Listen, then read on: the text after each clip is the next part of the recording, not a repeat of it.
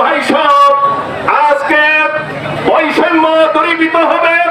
আমরা বিশ্বাস করি যদি এই সমাজে আল কোরআনের আইন প্রতিষ্ঠিত হয়, জামাতে ইসলামী শুরু থেকে নিয়ে আজ পর্যন্ত সেই কোরআনের আইন বাস্তবায়নের জন্য আন্দোলন করছে।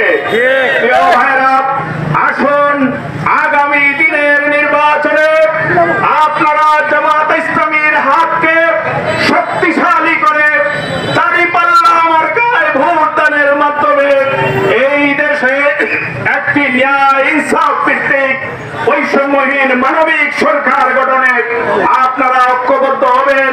এই আহ্বান রেখে যারা আজকের এই মিছিলকে সার্থক সফল করেছেন তাদেরকে, কুলাউড়াবাসীকে, ব্যবসায়ী বৃন্দকে, সকল স্তরের জনতাকে জামাত ইসলামী কুলাউড়া উপজেলা শাখার পক্ষ থেকে আন্তরিক মোবারকবাদ জানিয়ে আমাদের মিছিলের কাজ এখানেই সমাপ্তি ঘোষণা করছি। বাংলাদেশ জিন্দাবাদ, বাংলাদেশ জামাত ইসলামী জিন্দাবাদ।